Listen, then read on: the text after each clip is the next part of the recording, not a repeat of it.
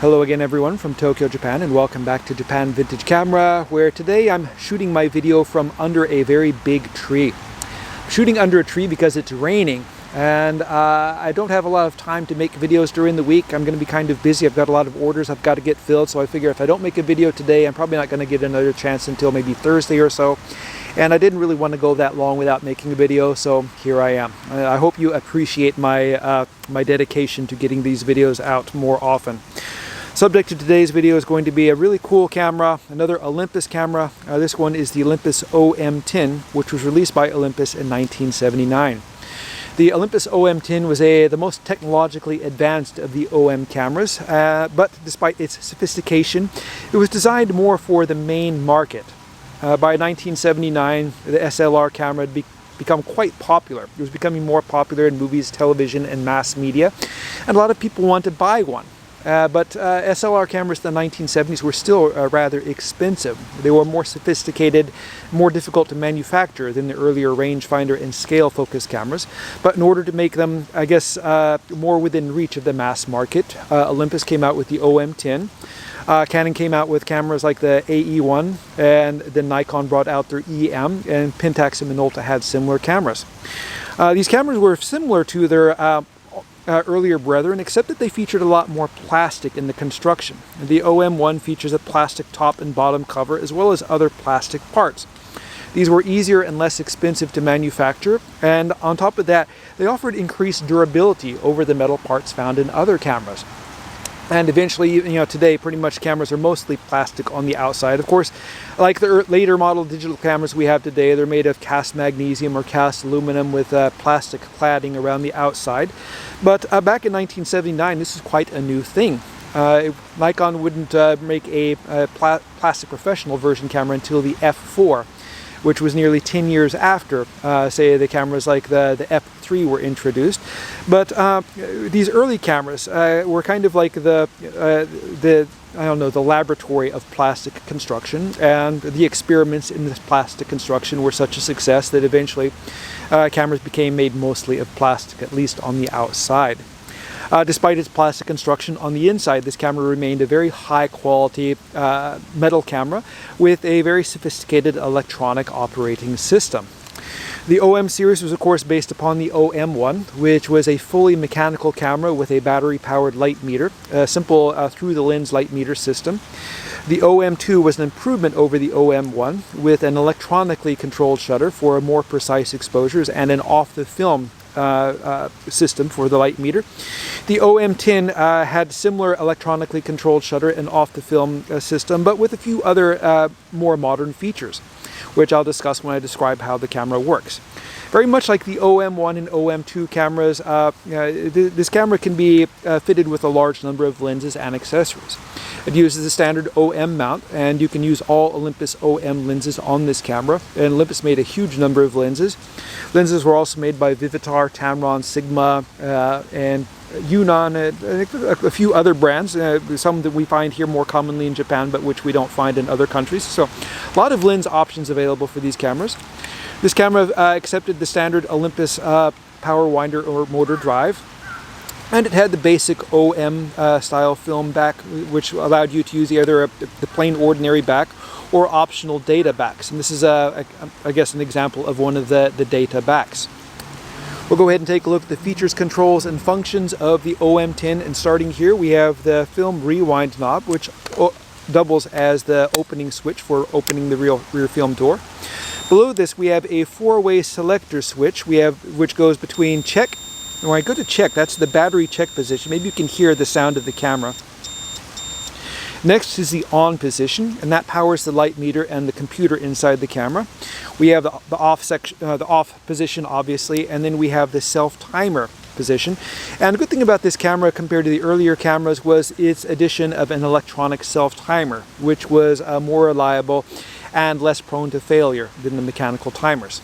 Here we have the flash shoe located on the top, and this is what we call a 2-pin flash shoe, and this allows for automatic operation with the various Olympus flash accessories. Olympus made a lot of different kinds of flash modules and accessories for these cameras.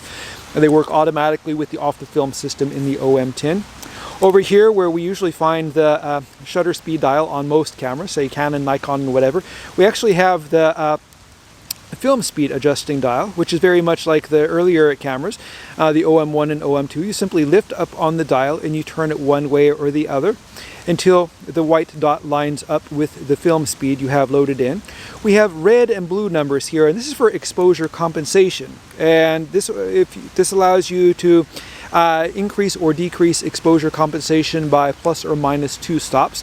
This is handy when you're shooting in places where the lighting is tricky. So you're trying to get a picture of something which is black, and you want it to look black in your photo instead of gray. So you would say you would underexpose it. And in case of shooting something white, like people skiing on the snow, you would overexpose it so the snow looks white instead of gray. The cameras naturally, the light meter camera, tries to get everything more or less to the 18% gray. That's what where the meter is set to. And in order to get black or white not to look gray, you kind of have to use the exposure compensation. Next to that, we have a switch with the levers located here on the bottom. And this switches between the B and bulb mode. And then it moves to auto, which is where you would normally use the camera, and then to manual adapter. For most people who have one of these cameras, you will just set it to the auto mode. And the camera will operate in aperture priority automatic mode. And what this means is you simply set the aperture and the camera selects the best shutter speed for that aperture. If you were using the manual adapter, you would switch it to the manual adapter setting. And this camera is fitted with a manual adapter, which is an accessory which simply slides on the front here. And when you attach this accessory, you can select your shutter speeds manually. So shooting at 1/125th of a second using the manual adapter, or if I set it down to 1 second, it works properly at 1 second. It's a really great feature, and this allows you full manual control. So rather than using the exposure compensation here, you can simply move up or down a stop or two using the manual shutter control. A really wonderful feature. And of course here we have the film winding and shutter charging lever. This is very smooth, just like the Olympus OM-1 and OM-2 cameras. And of course here we have the film counter window. On the back here we have the film back, and as I said, this camera uses the standard Olympus OM style film back, and this one here allows you to imprint the date and time information on your exposures.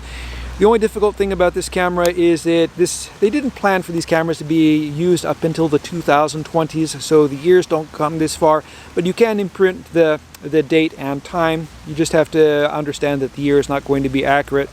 The settings for this are found underneath the cover here, and the data back on this camera will use LR44 batteries. I popped a couple in here today to see if it would work, and it works just fine. At the bottom of the camera we have the battery chamber cover. This camera uses ordinary LR44 batteries. You can find them anywhere, Amazon, 7-Eleven, whatever, they'll have them. Standard 1/4-inch tripod socket, and of course here we have the contacts and the coupling mechanism for the motor drive or power winder. On the front of the camera here, we have the rewind switch. So you turn this switch here, just like on the old Leica M cameras, you turn this and that unlocks the winding mechanism and allows you to rewind the film. Below that we have a warning light and a speaker. And this is for the check system and also for using the self-timer. And this is kind of an improvement over the earlier mechanical systems. The earlier systems, you just kind of had to watch the dial move. The flashing light is a little bit easier to see than the moving winding dial. And of course here we have the lens itself. Compared to other cameras, in Olympus cameras, the release mechanism for the lens and the stop down mechanism are built into the lens and not into the camera. It makes the camera a little bit smaller, more compact, and less sophisticated, fewer things to go wrong. And I really like this system. And Olympus still manages to make a very compact lens compared to Nikon or Canon lenses, despite the fact that the preview and release system are built into the lens and not in the camera. To release the lens, you simply push down here like the 1 o'clock position and turn counterclockwise, and the lens pops off like so. I put it back on, you line it up at this mark here closer to the 9 o'clock position, turn it clockwise, and it locks in place. The depth of field button is located here, and as I push that, you can probably see the aperture blades opening and closing. A very good system. The OM mount is a wonderful mount. There are a huge number of lenses available for this mount. This particular camera is fitted with the 50mm f1.8 lens, and this is the earlier chrome nose version. You can kind of see the chrome around the front. The later versions are black. The Olympus OM-10 was usually fitted with the later version, which would say Japan or Made in Japan on it. Personally, I prefer the earlier chrome nose version. I kind of like and there's some kind of, I don't know what maybe it's just me, but there's an effect which I get from this lens which I prefer over the later lenses. The Japan and Made in Japan lenses were made with the more sophisticated glass and coating technology, and for me though, these are wonderful lenses. They're very sharp with high contrast. For my taste, they're maybe a little bit too sharp and contrasty, and I really prefer the effect of the earlier 50mm f1.8 lens. This is of course, in my opinion, the best lens which you can get for one of these cameras, but there were a huge number of lenses available. My second favorite lens for these cameras is the OM-21mm f3.5 lens. That's one of my all-time favorite wide-angle lenses. I prefer it to the Canon 20mm or Nikon 20mm lenses. I just love the Olympus one. Olympus, of course, made a 2.8 and an f2 21mm lens. The f2 version is really expensive nowadays. My third most favorite lens is the 90mm f2 macro, which is kind of a short telephoto lens. In my experience, that's the sharpest lens which I've ever used, and I really love that for close-up photography on things like flowers, insects, and things like that. That is hands down the sharpest and most wonderful lens of any manufacturer that I've ever used. And I even use it for sometimes general photography. I know I just said recently that I don't really like the super sharp lenses, but I find that the 90mm focal length to be really good, and it's especially good for shooting portraits of people.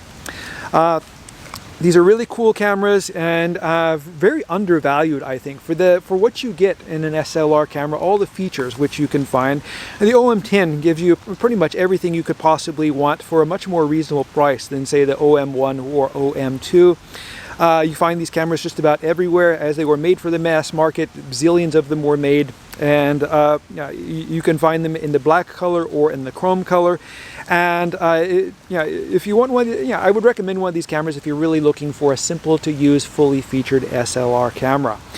Being able to have the manual adapter, that's a really good plus if you are interested in full manual control over the camera. But otherwise, you can just shoot aperture priority automatic and get perfectly good exposures. Anyway, it's getting more and more rainy here, and I want to get out of here before the rain starts falling out of the tree. On top of me, it's starting to come down a little bit, so I'm going to go ahead and cut off the video here.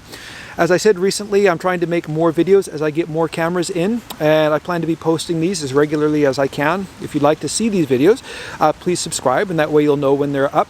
And as I've also said, I'm trying to grow this channel and get more people interested in vintage cameras and film photography in general. So if you'd like to get more people to come, clicking the like button or like whatever it is underneath the video here, that really helps. And as I also have mentioned in my earlier videos, I sell cameras like this one. This camera will be listed for sale shortly in my stores, my online stores. If you'd like to see what I have in my stores, I'll post links to my stores in the description below the video. Anyway, thank you very much for watching, and I hope you tune in again soon.